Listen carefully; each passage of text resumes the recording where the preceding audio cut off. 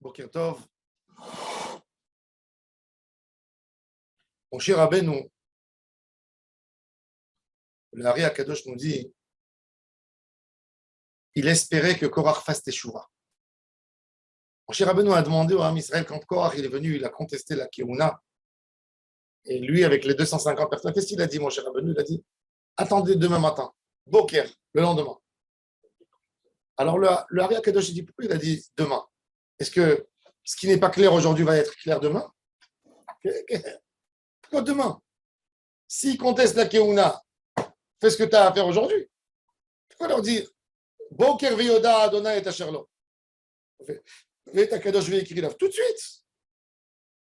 Si Hachem peut intervenir demain matin, il peut intervenir aussi aujourd'hui. Le Hari Akadosh nous explique que quand quelqu'un va dormir, il y a une neshama, il y a des neshamot de Kedusha et des esprits qui changent. La neshama, elle monte en haut, elle a le temps de la réflexion.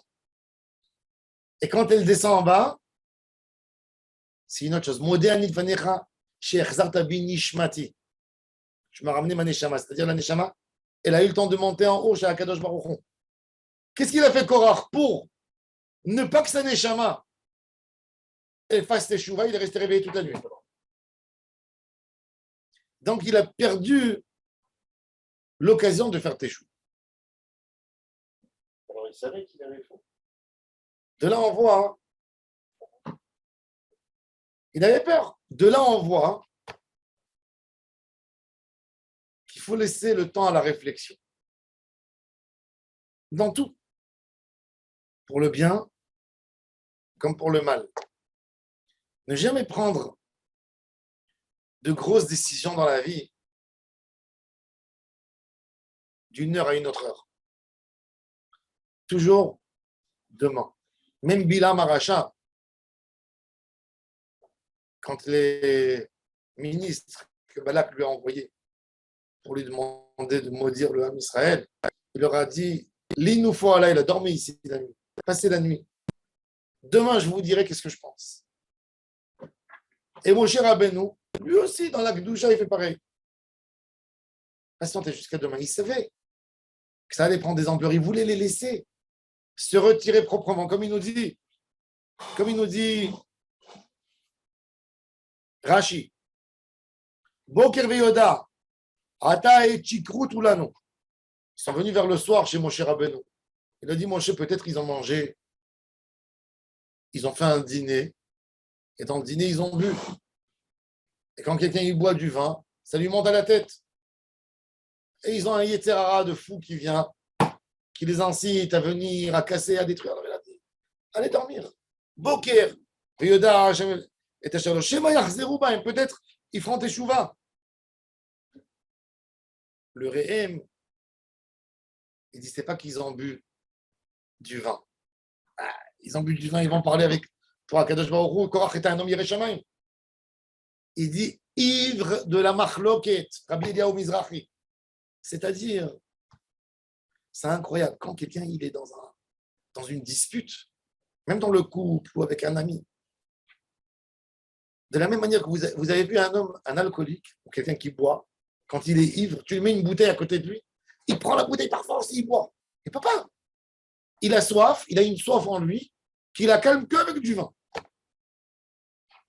Le Baal Machloket, l'homme qui est dans la dispute, le seul moyen de continuer, c'est de parler plus mal. Alors il a dit, mon cher Rabbeinu, ils sont ivres, ils se comportent comme des hommes ivres. Mais ivres de quoi? De la Machloket. Alors il a dit, je suis obligé de stopper tout et de faire un arrêt. C'est tellement important. Les grands problèmes, les plus grands problèmes, je peux vous témoigner, les plus grands problèmes de Shalom Bayit qui arrivent chez nous, c'est les disputes qui sont restées, ils n'ont pas pris. Quand quelqu'un il a peur, que ça prend des ampleurs, même s'il sort de la maison, quelques minutes, mais après, même s'il sera critiqué, au moins il enlève la marloquette, le feu ne continue plus. Achashverosh, quand il voit qu'il est énervé, il sort dehors. Il sort dehors, après il revient, et ça c'est le nest de la Megillah qu'il est resté en colère, même quand il est retourné. Quand il était avec Esther, il a vu l'histoire avec Aman, il est sorti de colère pour se calmer. Mais la colère elle est devenue plus grande et elle a pris des dimensions. Mais à la base, un homme doit tout faire pour éviter la marloquette. Calmer. Quand on prend une décision, quand il y a un litige, ne jamais faire les choses au jour. Et ça, on voit de Moshe Rabbeinu qui est posé. Après, Korach, il avait malheureusement ses comptes. Mais Moshe a tout donné dans le terrain. Il a tout mis sur un plat de faire d'une manière que la marloquette ne prendra pas des ampleurs, qu'il n'y aura pas des dégâts trop importants.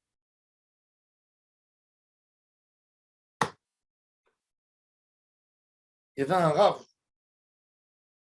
Il avait à la maison l'habit de la colère. C'est quoi l'habit de la colère? Quand il décidait de s'énerver, il mettait cet habit. Maintenant, cet habit était très, très serré sur le corps pour faire entrer la tête dans l'habit, tirer, et faire entrer la main dans un manche et la main dans l'autre manche. Et il disait, jusqu'au moment où je mets l'habit, ça prend 20 minutes. Et donc, la colère, elle baisse. Et elle est dans la réflexion. De savoir s'arrêter. Même quand on a décidé de discuter, de prendre un problème avec une grosse sensibilité, où on sait que on va hausser le ton, où on sait que ça va crier, être capable d'arrêter au milieu pour avoir le moment de la réflexion. Parce que quand on est là-dedans, comme il dit le Réhem, c'est comme l'homme ivre avec la bouteille de vin sur la table. Tant qu'elle est pleine, tant qu'il y a de quoi boire, il ne va pas s'arrêter. Il ne va pas s'arrêter. C'est là devant lui. Shikor velo miyain. Shikor mina machloket.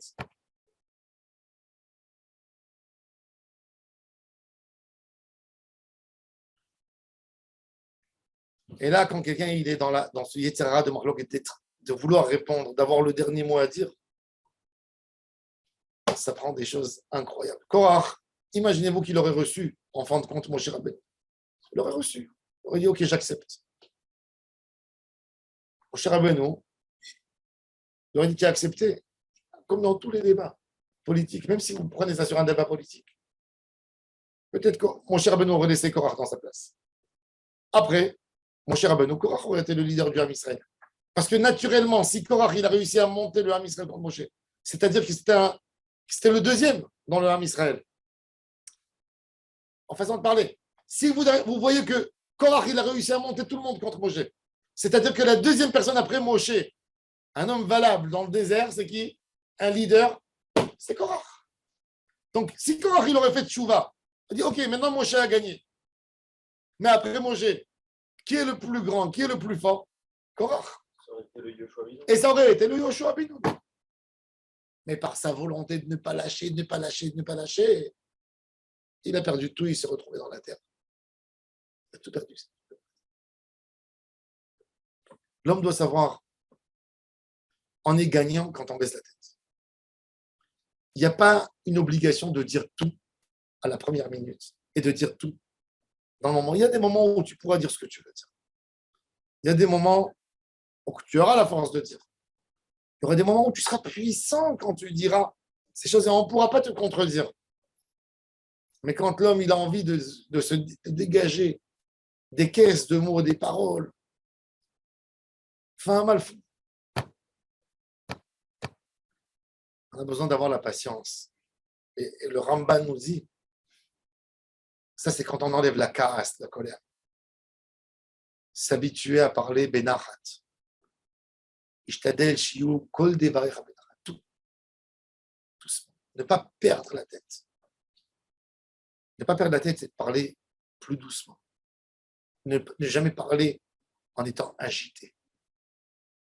Des fois, on est agité pour le bien. On est dans un moment de joie, on ose le temps. On parle à voix haute, parce qu'on est Bissimra. Il y a la Neshama. Dans ces moments, c'est dangereux, parce que de là à passer tout de suite dans le mauvais chose, ça passe vite. Parce que tu es déjà agité, il suffit qu'il y ait de la colère que c'est agité aussi. Ça, c'est le danger d'un homme qui est ivre. Au début, il est bien, il te dit je bois pour être bien. Mais après, la moindre des choses, comme il est agité, ça part de l'autre sens. Et ça peut arriver chez l'homme, même dans des états de santé spirituelle. Ça peut partir de là. Et on a besoin de faire un travail grand, de calmer en nous l'élément de Marloquet, ne pas toujours rentrer. Et c'est qu'avec ça. Et ça, c'est l'idée de Moshe Rabbeinu. Boker, Rioda, Adonai, Tachala. Attendez, dormez là. Dormez, Moshe, il supplie. Il supplie. Arrêtez. Et il leur donne une mission pas facile à faire. Allez créer des poêles en cuivre dans le désert. Allez amener de la kétorette. La kétorette, c'était compliqué pour trouver la kétorette. Et venez demain. Mon cher Rabbeinu, il était sûr qu'avec cette mission qu'il va leur donner, ça prendra du temps. Ils vont se calmer. Mais c'est Satan. Le lendemain matin, ils sont tous venus avec les encens de la kétorette, avec tout dans les mains, les poêles prêtes. Et Hachem Ishmor. Parce qu'ils n'ont pas dormi la nuit. Ils n'ont pas arrêté. Quand un homme, il arrête, il a le temps de regarder, de juger. Mais quand l'homme, il est dedans. Combien de fois je vois des choses? Chez moi, je vois des fois des choses. J'ouvre des feuilles, des lettres que je voulais écrire. J'ai écrit, comme je n'ai pas signé, je voulais repenser. J'ai trouvé maintenant, j'ai fait mon déménagement, j'ai trouvé des classeurs. Des lettres que je voulais envoyer quand il y avait des choses qui me contrariaient. Tout ça. Comme je voulais reprendre pour voir que tout était bien noté, j'ai laissé 2 jours, 3 jours. Quand c'est passé les jours, j'ai perdu le goût d'envoyer. J'ai dit, c'est pas la peine de faire des disputes. Donc, c'est resté. Toujours avoir cette règle. Ne pas. Tu as besoin d'envoyer. Tu as besoin de faire un din Torah. Tu as besoin de faire une remarque. Attends un jour. Attends 2 jours. Il n'y a rien de mal. Tu pourras toujours rattraper. Et là, tu as le temps pour te poser, pour voir les choses si elles sont correctes. Et avec le recul du temps, c'est la meilleure chose. Pour toi, ça guérit. Et pour l'autre, ça guérit. Baruch Adonai l'Olam. Amen. Amen.